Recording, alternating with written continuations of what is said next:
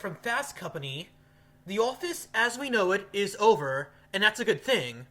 So I'm going to read this article and discuss how the rise of remote work and is going to lead to the decline of the office and a lot of significant transformations in society. So, okay, here goes. 2021 will be the year we finally get to enjoy the true benefits of the remote work revolution. Herewith, 3 predictions for a post-office future. So this article is talking about the rise of remote work and comparing it to the decline of the office. A year after the novel coronavirus began spreading in America, we're finally beginning to understand how radically the world of business has been transformed. For decades, we've had the tools, case studies, and best practices to evolve beyond an outdated cubicle culture. What we lacked was the willpower to leave the office behind. But the pandemic accelerated a transition that was years in the making.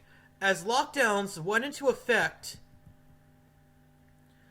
the proportion of remote workers skyrocketed from 3.4% last February to about 42% in April. Perhaps unsurprisingly, many Americans realized they preferred Zoom meetings to the tyranny of a desk. According to a recent study by FlexJobs, 65% of newly remote workers don't want to go back to the office. Amid the devastation of COVID-19, it's worth pausing to reflect on what this future portends. Less carbon in the atmosphere. Yes, because if people are commuting, let's say 90% less, that means in general, I don't know, maybe 60% less road trips in total, like maybe 50% less miles driven in total, and therefore carbon dioxide emissions from just general vehicle traffic altogether would decline by like 50%, and a good portion of pollution is caused by driving cars. So if remote work causes society transition to a less driving intensive model, then there's going to be a lot less pollution in general produced. A world in which employees are more productive, organizations are more resilient, and workplaces are more equitable. To understand the potential of remote work, look no further than GitLab, the open source software developer that has operated on a fully remote basis for years, and currently employs more than 1,200 people in 65 countries. Years ago, GitLab's model was an outlier, requiring the company to develop new tools and protocols to allow employees to communicate and collaborate effectively across time zones. New hires received a sprawling employee handbook that detailed best practices for everything from Slack bots, water cooler chats, to guidelines for throwing a virtual pizza party. Virtual pizza party, really. In retrospect, adaptation of the GitLab's model seems inevitable.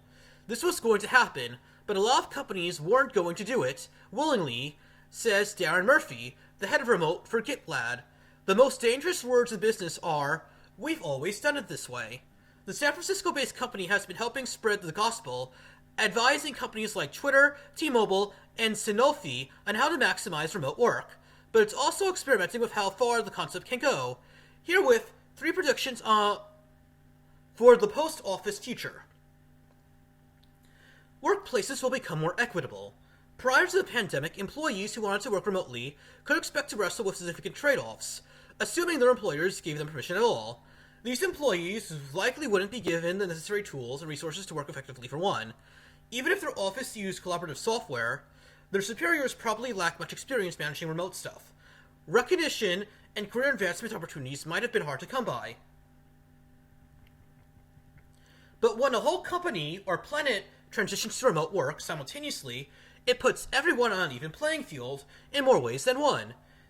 It should make it more equitable for people to get praised and promoted for the right things. That is, the results they drive, not the wrong things, like the kinds of clothes they wear, or the way they verbalize in the meetings, or just because you happen to get an office next to someone you can rub shoulders with, Murph says. The politicking that had a negative impact on anyone, hopefully that will start to degrade, and you can build more equity around advancement and career progression tied to results.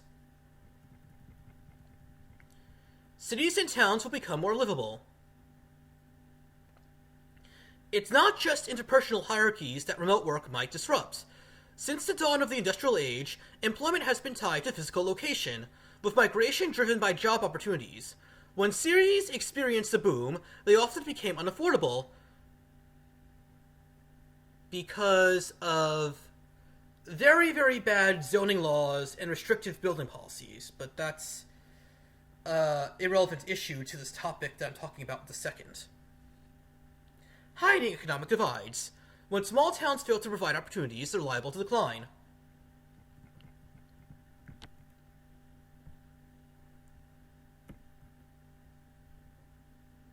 There's been a lot of research done on the ghost towning of the world, as people feel like they have no choice but to move to major urban centers for the best paying jobs. Murph explains.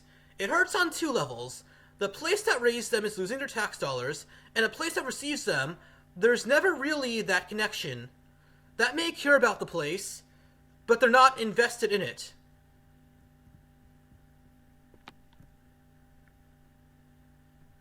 Amid the pandemic, we're already seeing significant signs of reversal. Urbanization in places with a high cost of livings,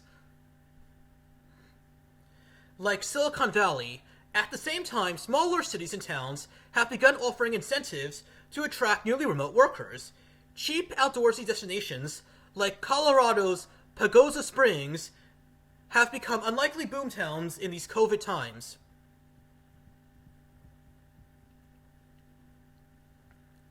Instead of lobbying for corporations to come build a skyscraper to bring jobs and tax dollars,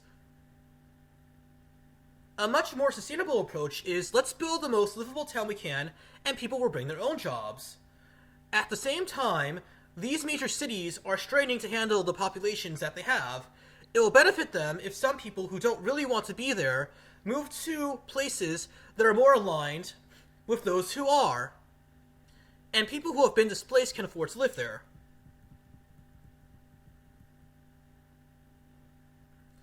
Even if small proportions of urban-based employees take their salaries to similar destinations, it will effectively reduce the cost of living and traffic congestion in cities and bring much-needed tax revenues to small locations. Murph believes that as a result, remote work will benefit everyone.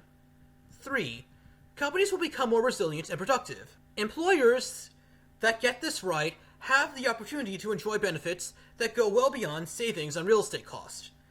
A recent report by Global Workplace Analytics suggested that if the estimated 48 million employees who have a remote work compatible job were willing to remotely work, at least weekly, U.S. employers could save $500 billion per year. That's due to savings on real estate, but also increased productivity and decreased costs from absenteeism and turnover.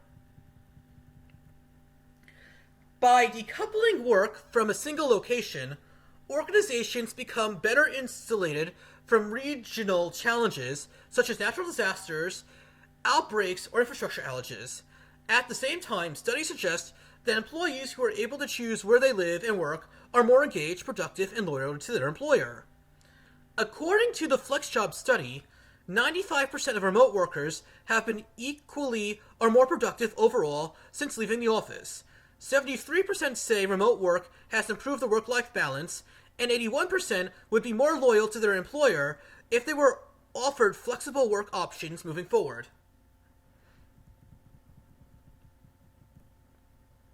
Remote work can also help expand a company's available talent pool. From those living within driving distance of the office to just about anywhere on Earth with internet connectivity, Murph says it'll be a lot easier for companies to hire and scale up, given that they won't be able to tap into much more diverse population of workers.